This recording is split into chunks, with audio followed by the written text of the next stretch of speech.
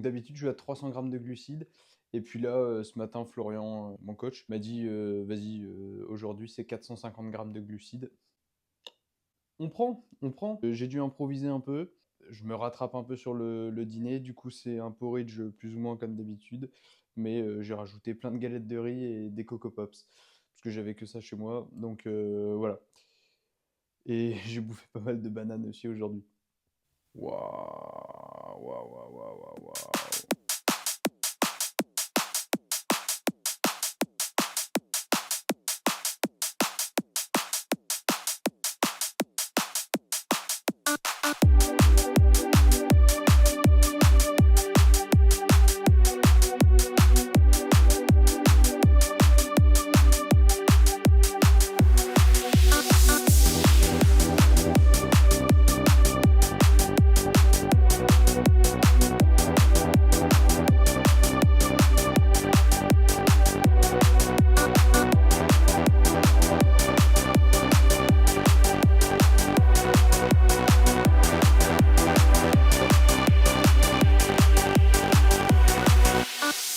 I won't leave without you tonight. Can't stay here cause I'm terrified. Now I'm broken. Now I'm broken. I won't leave without you tonight. Can't stay. Yo les bros. Aujourd'hui, on est le lundi 15 avril. Donc, on est quasiment une semaine après ce que tu vas voir dans cette vidéo. Puisque dans cette vidéo, on va débrief la semaine de recharge glucidique que je viens de passer. Là, je suis un petit peu déphasé parce que je sors de la salle. Je suis pas lavé, je suis sale. Mais voilà, je suis en train même de manger mon petit post-workout de seigneur, hein. Du riz de Camargue, du poulet et ce petit truc rouge rose là que tu vois peut-être. C'est de la confiture de fraises. Là aujourd'hui, dans cette vidéo, on va faire un petit bilan de la semaine de recharge glucidique que je viens de vivre. Donc une recharge glucidique, c'est comme son nom l'indique, tu recharges, donc tu augmentes ton apport en glucides.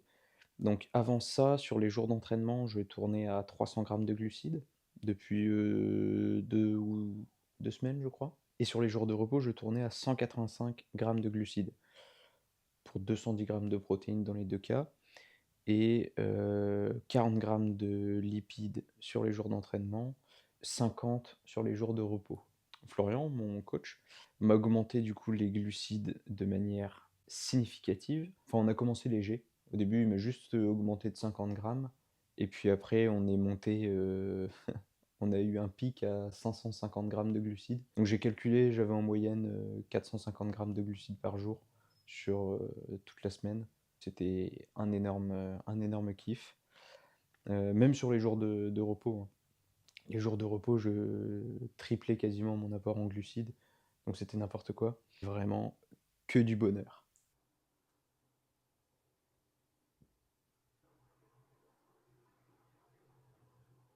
Actuellement sur mon 5e jour de recharge consécutif. Le résultat est plutôt très kiffant. En quoi que ce soit, on fera un grand plaisir d'y aller et d'éventuellement vous prendre des photos, voilà, en bougeant et tout ça. Merci à tous, on se voit bientôt pour une prochaine vidéo. Won't leave without you tonight. Can't stay here cause I'm terrified.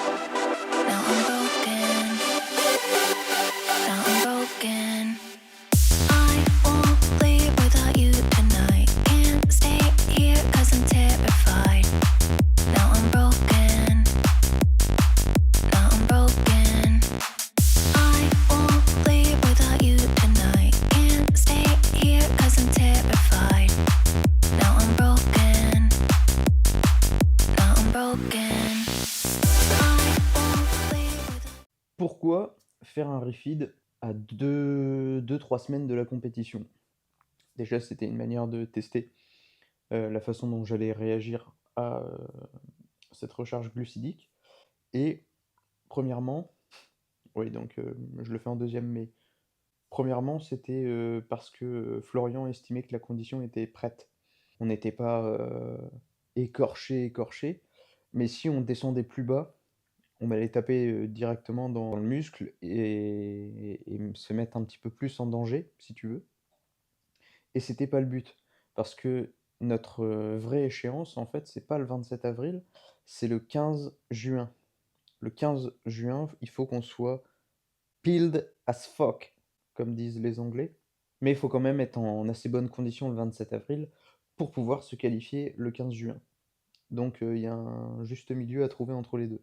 Ouais, Florian m'a fait, réaugmenter mes calories et principalement mes glucides, heu, pour que le poids ne descende pas plus et qu'il se stabilise. Cette première recharge, elle m'a fait énormément de bien. J'ai pas fait forcément de PR à la salle, mais je subissais quand même, moins le contre-coup des séances. En dehors de l'entraînement, je me sentais quand même un peu plus alerte, peut-être plus agréable à vivre aussi, et donc c'était vraiment kiffant. Ça m'a fait beaucoup de bien.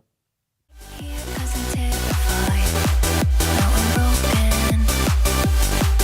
Now I'm broken. I won't leave without you tonight. Can't stay here 'cause I'm terrified. Now I'm broken. Now I'm broken. I won't leave without you tonight. Can't stay here 'cause I'm terrified. Now I'm broken. Now I'm broken. I won't leave without you tonight. Can't stay here 'cause I'm terrified. Now I'm broken. J'en ai quand même profité pour, me faire un peu plaisir pendant cette semaine-là, comme tu as pu le voir sur, déjà les dernières, les derniers rushs. Mais pour autant, ça, c'était des aliments que j'avais l'habitude de manger déjà tous les jours. Donc ça a pas impacté ma digestion, c'est juste les quantités qui augmentaient. Ceci dit, le dernier jour, j'ai craqué, c'était un jour de repos et j'ai décidé de me faire une douzaine de crêpes, puisque c'est un peu mon péché mignon. Petit déjeuner, premier repas, il est 10 heures, j'ai 3 œufs et j'ai des crêpes. Et alors, bon, là, il y a une douzaine de crêpes, enfin plus que 11 maintenant, parce que j'en ai déjà bouffé une. Malheureusement, j'avais pas mangé de crêpes depuis mon anniversaire, c'est-à-dire au fin décembre. Ça, en fait, ça va m'accompagner toute la journée. Je vais déjà en manger quelques-unes ce matin. Évidemment, du coup, El Famoso Get Sucre Paste. C'est pas un truc à faire, en fait, puisque vaut mieux pas trop s'amuser, si tu veux, à tester des nouveaux plats ou des nouveaux aliments ou des aliments que t'as pas l'habitude que t'as pas eu l'habitude de manger, en fait, pendant ta prépa. À côté de ça, je vais prendre aussi de la compote de pommes, pommes banane en plus, super bon. Mais là, je me suis dit, bon, je sais que ça va potentiellement me flinguer un peu la digestion, tu vois, sur un jour. On va se prendre ce petit banger aussi. Autant faire ça maintenant, c'est-à-dire à 2 semaines et demie de la compétition, plutôt que de le faire genre pour la vraie recharge la veille. Et pour tous mes bros qui sont du pays fouet-nantais, Crêperie Le Maçon, OFC. Je sais que pour la vraie recharge de la compétition, je vais me cantonner à du riz et des bananes, c'est-à-dire des aliments que j'ai consommés, que je digère très bien et que j'ai consommés tout au long de la préparation. Commentaire si les mecs. Alors, comme ça, tu sais, avec le Captain America en mode genre, alors, les commentaires se passent pas comme prévu, mec, ou genre, ah, vieux Edgelord, casse-toi, etc. Et c'est la seule, c'est la satisfaction que j'en tire, c'est vraiment super triste, quoi. Au moins, je me suis fait kiffer, tu vois, mais ça m'a porté un peu préjudice. Regarde-moi cette dinguerie. Je vais me mettre tellement bien. Heureusement qu'il me reste encore 1500 pas à faire. Comme ça, je vais pouvoir digérer un petit peu après dans l'appart.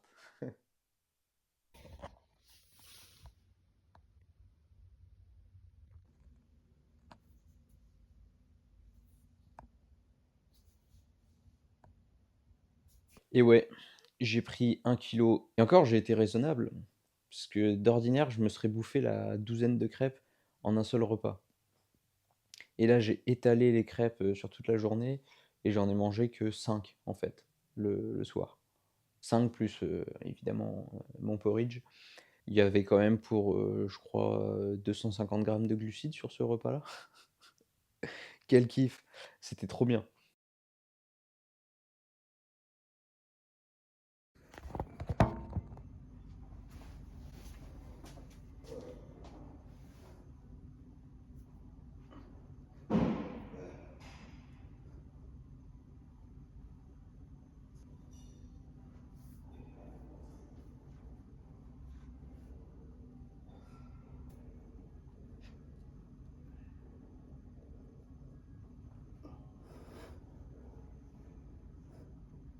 Et le gros challenge aussi cette semaine, c'est que en plus d'augmenter du coup les apports, Florian me demandait de baisser en fait, mon nombre de steps que je faisais quotidiennement.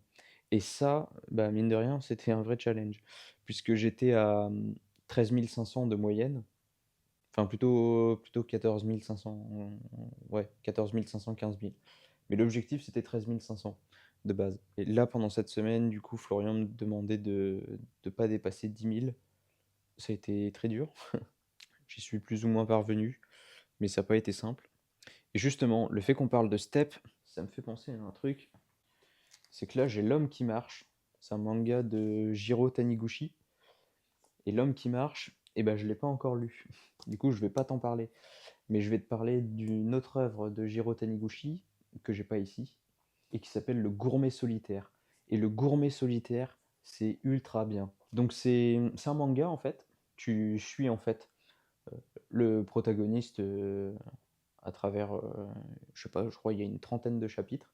Et chaque chapitre correspond en fait à une tranche de sa vie. Il a un rendez-vous professionnel, il a une rencontre, je sais pas, enfin il a un déplacement, tout ça. C'est vraiment, c'est sa vie banale.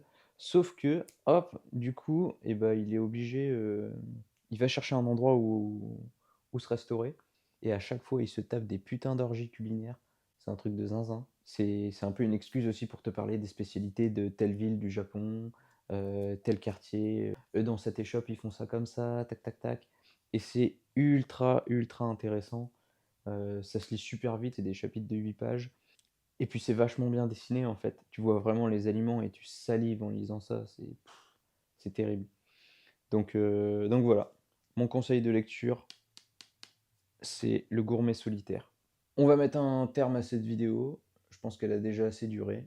Ça, c'était l'épisode 4 de Fissure. Merci de l'avoir visionné. Merci d'être resté jusque-là. Merci de m'avoir écouté. J'espère que l'épisode t'a plu. Si c'est le cas, comme d'habitude, n'hésite pas à me le faire savoir. Que ce soit avec un commentaire ou avec un j'aime. Ou avec un abonnement, ça c'est encore mieux. Abonne-toi, mon grand. L'objectif, c'est toujours 200 abonnés avant la compétition. Il y a moyen, il y a moyen. Prochaine vidéo 26 avril, donc la veille de la compétition.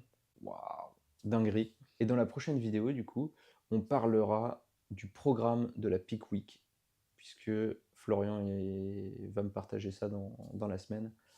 Et donc, ce sera l'occasion, je pense que ce sera assez intéressant. Voilà, je te laisse ici, mon bro. Passe une bonne journée, une bonne soirée, un bon appétit surtout. Et puis à la prochaine.